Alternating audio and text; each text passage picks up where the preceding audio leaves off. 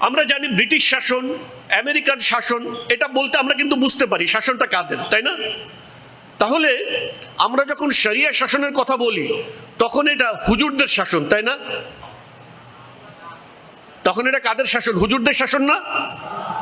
কওমিদের শাসন, আলিয়াদের শাসন, সালাফিদের শাসন, হানাফিদের শাসন, মুসলিমদের শাসন না। এই শাসনটা হলো আল্লাহর শাসন। এই শাসনটা কার? আল্লাহর শাসন। এটা মনে রাখতে হবে। পৃথিবীর যত ব্যবস্থা আছে সকল ব্যবস্থা কোনো না কোনোভাবে এটা মানুষের প্রণীত। কাদের প্রণীত? মানুষের প্রণীত। নানা প্রেক্ষাপটে, নানা সময়ে, নানাভাবে, সামাজিক প্রেক্ষাপটে হয়তো তারা এই আইনগুলো কি করেছে? রচনা করেছে। আচ্ছা বলেন তো, মানুষকে যিনি সৃষ্টি করেছেন তিনি ভালো জানেন যে মানুষ কিভাবে চললে, মানুষ কিভাবে কথা শুনবে, মানুষের ভালো মন্দ, আনন্দ বেদনা, দুঃখ, হাসি কান্না, এই সব কিছুর কিভাবে অ্যাড্রেস করা হবে, এটা কে ভালো জানেন? আল্লাহ ভালো জানেন নাকি আমেরিকানরা ভালো জানে? ব্রিটিশরা ভালো জানে? অবশ্যই না, আল্লাহ তাআলা একমাত্র ভালো জানেন। তাহলে মূলত আমরা যখন বলি শরিয়া শাসন, এটা অনেকে এরকম একটা ইয়ে করে যে ওইটা ছিল ব্রিটিশ শাসন, আমেরিকান শাসন, এটা হলো হুজুরদের শাসন। পার্থক্যটা বুঝেন। যে কোনো মানুষ, যে কোনো শ্রেণী সংগ্রাম এর বয়ান আছে, যে কোনো শ্রেণী, তারা তাদের স্বার্থের, মানুষের ক্ষমতা নেই যে মানুষ তার স্বার্থ চিন্তার ঊর্ধ্বে উঠবে। আপনি দেখবেন আমাদের সংসদ সদস্যদের ভিতরে এই দল বিদল অনেক ঝগড়াঝাটি, মারামারি, ওয়াকআউট, অনেক কিছু হয় না সংসদে? কিন্তু সংসদ সদস্যদের বিনা শুল্কে গাড়ি আমদানি নিয়ে কারো কোনো দ্বিমত আছে? বলেন তো কেন? এটা তার স্বার্থ। এটা কার স্বার্থ? সংসদ সদস্যদের স্বার্থ। মানে হলো যে এখানে তারা আইন প্রণেতা, খেয়াল রাখি, সংসদ সদস্যরা কি আইন প্রণেতা, ল মেকার। তো তিনি যখন আইন প্রণয়ন করছেন, যখন এটা তার স্বার্থ, তার বিনা শুল্কে গাড়ি আমদানি করার সুবিধা, তখন এ নিয়ে এ দল বি দল কিংবা সি দল কারো ভিতরে কোনো কি নাই, মত পার্থক্য নাই। তার মানে হলো তারা তাদের নিজেদের স্বার্থের ব্যাপারে একমত। বুঝতে পেরেছেন? এর দ্বারা বোঝা যায় যে আইন যারা প্রণয়ন করবে তারা তাদের স্বার্থকে কি করবে? আগে দেখবে। আল্লাহ তাআলার কি বিনা শুল্কে গাড়ি ইম্পোর্ট করার কোনো প্রয়োজন আছে? নাউজুবিল্লাহ মিন যালিক। আল্লাহ তাআলা সকল, আল্লাহুল গনি, তিনি সকল কিছু থেকে অমুখাপেক্ষী। এই পৃথিবীর কোনো কিছুর তার প্রয়োজন নাই। এই পৃথিবীর কোনো সৃষ্টি যদি তাকে একটি সিজদাও না করে, কেউ যদি তার কোনো ইবাদত না করে, তার কোনো কথা না শুনে, তাহলে তার সাম্রাজ্যের এক চুল পরিমাণও কি কমবে? কমবে না। আমরা যে ইবাদত করি, এই ইবাদতের আল্লাহর কি কোনো প্রয়োজন আছে? নেই। আমাদেরকে দিয়ে আল্লাহর কি কোনো স্বার্থ আছে?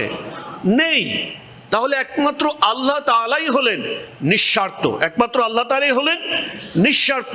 আল্লাহ তাআলা যখন আইন প্রণয়ন করেন তখনই কেবল সেই আইনের মধ্যে সকল মানুষের কল্যাণ নিশ্চিত করেন।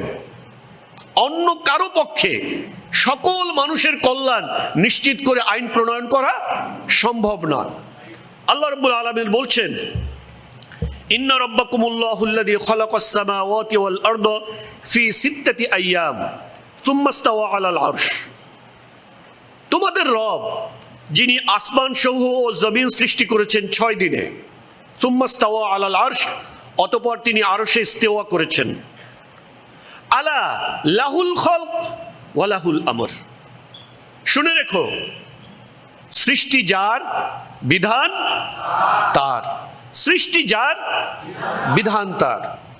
আপনারা যখনই রাজনৈতিক তত্ত্ব পড়তে যাবেন তখন একটা বিষয় খেয়াল করবেন। আপনারা যত রাজনৈতিক তত্ত্ব কপচানো লোকজন পাবেন তাদেরকে একটা জিনিস দেখবেন যে এমন জটিল জটিল কথাবার্তা বলবে যে আপনি একটা বিশেষ শ্রেণীর বুদ্ধিজীবী হওয়া ছাড়া আপনি তার কথা বুঝতে পারবেন না, সব মাথার উপর দিয়ে যাবে। হ্যাঁ, ঠিক কিনা? কিন্তু আল্লাহ তাআলা এমন ভাবে কথা বলেন যে একজন অশিক্ষিত জীবনে কোনোদিন স্কুলের বারান্দায় পা দেয়নি, জীবনে কোনোদিন স্কুলের বারান্দায় পা দেয়নি, কোথাও কোনো লেখাপড়া করেনি, তাকেও যদি ইসলামের সবচেয়ে বড় রাজনৈতিক তত্ত্বটা আপনি বলেন, সে এক কথায় বুঝতে পারবে। কি? দেখেন, লাহুল খালক লাহুল আমর, সৃষ্টি যার, বিধান তার। সহজ কথা, সিম্পল কথা। এটা বোঝার জন্য কি আপনার ঢাকা ইউনিভার্সিটির গ্রাজুয়েশন দরকার? ক্যামব্রিজ, অক্সফোর্ড, কোনো ডিগ্রি দরকার? কোনো ডিগ্রি দরকার নাই। Everyone can understand this simple and easy theory, কারণ এটা আল্লাহ তাআলার থিওরি। তিনি কোনো নির্দিষ্ট শ্রেণীর জন্য জীবন বিধান রচনা করেননি, তিনি কোনো নির্দিষ্ট শ্রেণীর জন্য কোরআন নাজিল করেননি, তিনি সকল মানুষের জন্য কোরআন নাজিল করেছেন এবং সকল মানুষের জন্য তিনি বিধান রচনা করেছেন। বুঝতে পেরেছি? তো এরপরে আল্লাহ তাআলা অন্য এক আয়াতে আল্লাহ তাআলা তার রসুলকে বলেছেন, যে আয়াতটা আমি শুরুতে তেলাওয়াত করেছি, শরিয়া শব্দটা যেখানে আছে, আল্লাহ তাআলা বলছেন সুম্মা জাআলনাকা আলা শরিআতিম মিনাল আমর। আল্লাহ বলছেন, অতঃপর আমি তোমাকে নির্দেশের দিক থেকে একটা শরিয়ার উপরে রেখেছি, ফাত্তাবিহা, তুমি এই শরিয়াতেরই অনুসরণ করো, ওয়ালা তাত্তাবি আহওয়া আল্লাযীনা লা ইয়ালামুন, তুমি তাদের অনুসরণ, তাদের চাওয়া পাওয়ার কামনা বাসনার অনুসরণ করো না যারা কিছুই জানে না, যাদের কোনো জ্ঞান নেই। শরিয়া সম্পর্কে জ্ঞান না থাকা, শরিয়া সম্পর্কে ধারণা না থাকা, জ্ঞান না থাকা, এটা আল্লাহ তাআলার ভাষ্যমতে তাদের কোনো জ্ঞান নাই, তাদের কোনো কি নাই, জ্ঞান নাই। এই জ্ঞান, এই ইকরা বিসমি রব্বিকাল্লাযী খলাক, খলাকাল ইনসানা মিন আলাক, আল্লাযী আল্লামা বিল কলম, আল্লামাল ইনসানা মা লাম ইয়ালাম। আল্লাহ তাআলা যে বলেন আল্লামাল ইনসানা মা লাম ইয়ালাম, মানুষকে আল্লাহ তাআলা শিখিয়েছেন যা সে জানতো না। আল্লাহ তাআলা নবীকে বলছেন, মা কুনতা তাদরি মাল কিতাব ওয়াল ঈমান, তুমি জানতে না কিতাব কি, ঈমান কি, ওয়ালাকিন জাআলনাহু নূরান নাহদি বিহি মান নাশাউ মিন ইবাদিনা ইন্নাকা লাতাহদি ইলা সিরাতিম মুস্তাকিম। দেখুন, আল্লাহ তার নবীকেও বলছেন, তুমিও জানতে না কিতাব কি, হেদায়েত কি। এই পৃথিবীর কারো কোনো জ্ঞান ছিল না। জ্ঞান কি কে অবতীর্ণ করেছেন? আল্লাহ তাআলা অবতীর্ণ করেছেন। সে আল্লাহ তাআলা বলছেন, এই শরিয়াকে অনুসরণ করো, তাদের চাওয়া পাওয়ার কামনা বাসনার অনুসরণ করো না যারা কিছু জানে না।